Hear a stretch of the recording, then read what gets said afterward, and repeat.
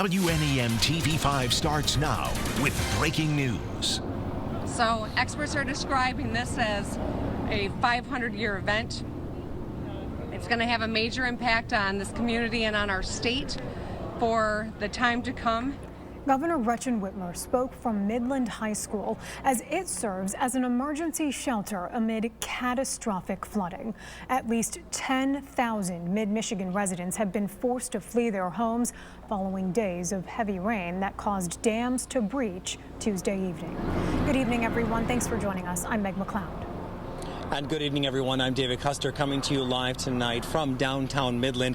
It looks like we are standing on the shores of the Tittabawassee River, but actually we are on Ashman between Ann and Main Street. Take a look behind me right here. You see that green roof? That is the farmers market, and right behind it you can see the top of the Tridge. Now, the Tittabawassee River has leveled off as of right now. We just received word from the National Weather Service that it crested at 35 feet. All afternoon we were told that the level was 35 feet and rising. It was supposed to crest tonight between 8 or 9, but again the National Weather Service says it has crested at 35 feet. Now, residents that live along or near the Tittabawassee River, they are used to the flooding, but never have they seen anything like this. TV5's James Felton spoke with some of those folks. He joins us live now in Midland. James. David, I was out at the Tridge earlier today around the noon hour, and even then there were lots of people gathering around to get a glimpse of history. I did talk with a Midland resident who saw the flood of '86, and he thought he'd never see something like a 100-year flood again. Well, turns out he's right, because officials are calling this a 500-year flood. Also talked to somebody who owns a food truck who tells me they were supposed to have the farmers market at the Tridge earlier today. That's not happening now. They are working to try to reschedule the farmers market for Saturday. Also ran into a woman who tells me her daughter just bought a house in Sanford, and she is eagerly awaiting to see what happened to her home, and that's a situation a lot of mid-Michigan residents find themselves in. Please do not drive around barricades. It could put you in an unsafe situation. And please do not attempt to go home until you are told to do so, even though many homeowners are probably anxious, wanting to know how their homes are doing right now. Reporting live and local in Midland, James Felton, WNEM. James, thank you. Now, Wixom Lake is considered ground zero for this flooding crisis. The Edenville Dam gave way yesterday afternoon, sending water flushing and flooding this whole area heading south. And so tonight, TV5's Jonathan Jackson is up there showing us that Wixom Lake is practically gone. He was talking with folks up in that area and has more for us. This is what's left of Wixom Lake after massive flooding caused the Edenville Dam to overflow last night, leaving several homeowners along the shoreline with broken decks and washed-up boats. You see how there's a... But those who live on higher ground say it could have been even worse. We were close. Yeah, we were like right on the edge to leaving. Couple Ron and Donna Bila have lived along Wixom Lake in Billings Township for almost 8 years now, and say that the water rose so quickly it not only washed their boat ashore, but nearly reached their back porch. And to give you guys an idea of how high this water got, the Beelas tell us it came all the way up to their top step, which almost forced them to evacuate. But the way it was coming up, it just wasn't stopping. It was going up 6 inches, 8 inches in less than an hour. Living along the lake, the Beelas say they're well aware of the risks that come with the territory. But after hearing about the dam's collapse, they say this was an event that not even they were prepared for. So let's focus on a bit of good news here first tonight. We take a look at the river level on the Tittabawassee River at the gauge in Midland. And as you heard James and David talking about, the river has crested just over 35 feet in the last couple of hours. So we're going to avert a much higher peak that was originally expected near 38 feet. But you notice here, as we look at the trends here over the next really couple of days, it's going to take us until sometime on Friday afternoon, possibly even Friday night, to even get the river back below major flood flood stage. That's back below 28 feet. So the flooding issues that we're going to have that are unfolding, I should say, in the Midland area will continue into this weekend. As we look farther down the line here, all of that water from the Tittabawassee River has to make its way into the Saginaw River Basin. We're at 21.27 feet at the Saginaw gauge as of about 4 p.m. Expected to crest Friday afternoon at around 22.3 feet. So you can expect some low-lying area flooding in the downtown Saginaw area and likely including Bay City as we roll toward the weekend as well. TV5 starts now with breaking news. This is the craziest we've ever seen. We've watched waters go from, manageable to unmanageable. Experts are describing this as a 500-year event. It's going to have a major impact on this community and on our state for the time to come. The major impact the governor is talking about: 10,000 people forced to flee their homes as many are swallowed by floodwaters. Gretchen Whitmer spoke today at Midland High School, one of many hard-hit communities affected by the dam breaches in Edenville and Sanford. Good evening, everyone. I'm Meg McLeod. We have team coverage of the disaster that continues to unfold across mid-Michigan.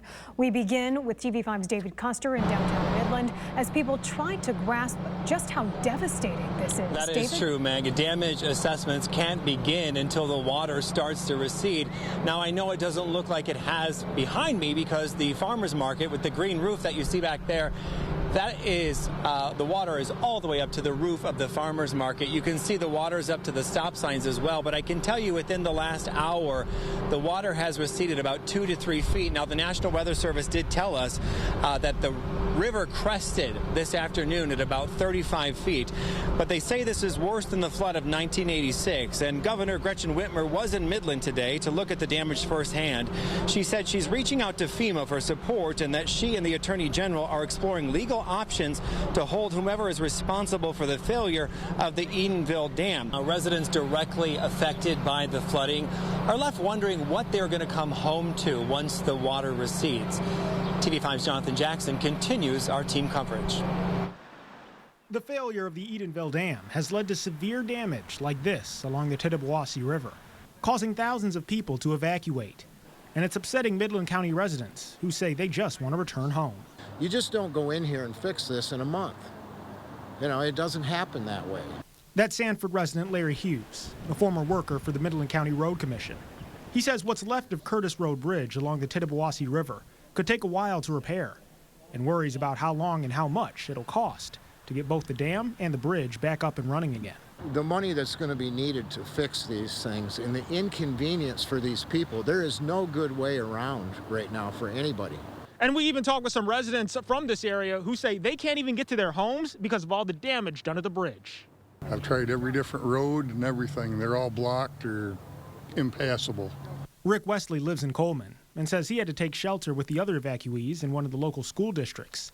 But the dam's failure is where residents like Hughes say the problem needs to be addressed. We want to remind people in some of the communities across Saginaw County as they are being forced to leave their homes, not knowing when they'll be able to return or what they'll return to. TV5's Frank Turner is in the Continuous News Center with more on the evacuations. Frank?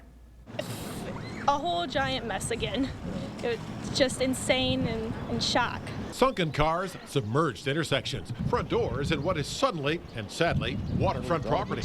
Common sights in Saginaw County, as are the stories of shock and loss.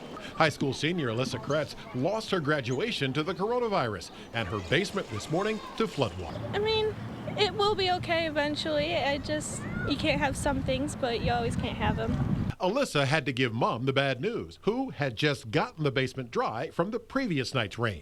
I left work at 7:30 this morning. It was bone dry. My daughter called me about 10 o'clock this morning and said there was probably about 2 or 3 inches of water in the basement. It's coming up the drain. On St. Andrews, the deluge forcing evacuation. Some of the evacuees, though, in remarkably good spirits. Well, the water is certainly up to the sidewalk, and I'm sure it is going to enter the building. Power's out. We're probably going to, if it lasts any amount of time, probably have to restock the freezer. But we had a lot of toilet paper. and we had a lot of stuff in the freezer. Connie and Jim St. Honge and their little baby named Blue seeing a lot of their 12 years living here, including floods, but not this bad. They're heading to their son's place, waiting for him to pick them up. Not an easy task. But the only way he can get to us from there is to go to Owasso and catch 75 and come back and get that way. So, but he knows we'll be here. This place, folks that don't have somewhere else to go or someone to come pick them up, being loaded onto these school buses and taken to a shelter. TV5 News at 11. We're going to get through this. It is a tough time, to be sure, but we are going to get through this. We know that tough times don't last, but tough people do. And this is what they're going to have to get through. Swaths of mid-Michigan underwater. This was Governor Gretchen Whitmer's view today when she flew over Midland County. Communities along the Tittabawassee River have been devastated by the failed Edenville Dam and the breach of the Sanford Dam, prompting Whitmer to ask the White House for federal aid. And now the National Weather Service says the Saginaw River, which runs through Saginaw and Bay City, will remain under a flood warning through May 26th. Good evening, everyone. I'm Meg McLeod. We have team coverage of the flooding tonight with my colleagues David Custer and Scott Walczak in Midland, who have more on the staggering devastation. David? Meg, it's being labeled the 500-year flood because it's such a historic flooding event that it only comes around once every 500 years. And you can see that from the water behind me. I am in downtown Midland between Main Street and Ann Street right here on Ashman next to the H Hotel. And you can still see how far the water is up close to downtown. Now, there is one hopeful sign tonight. It's the Sanford Lake Dam. Although it's been breached, it's still holding.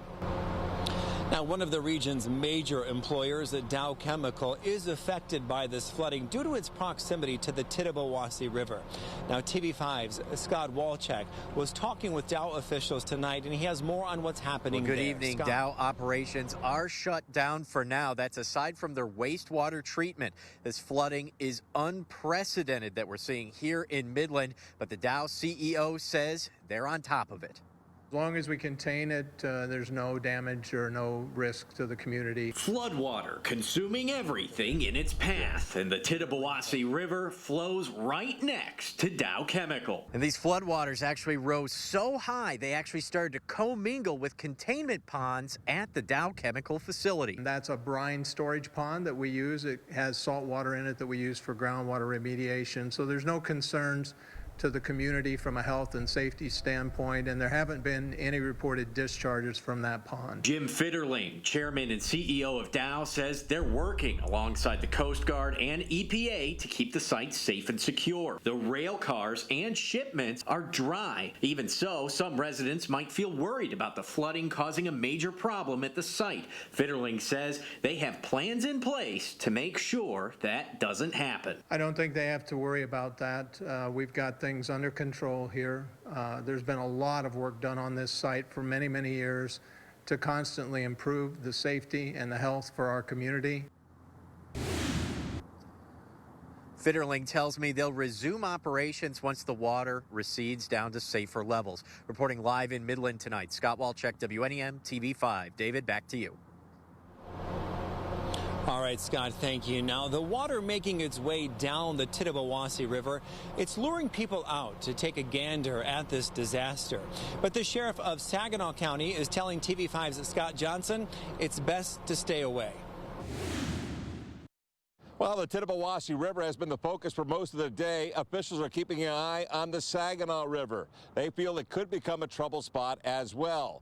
As you can tell, right behind me here is the Genesee Street Bridge, and it's already been shut down. Saginaw County Sheriff Bill Fetterspiel is asking everyone not in the flooded area to stay off the road.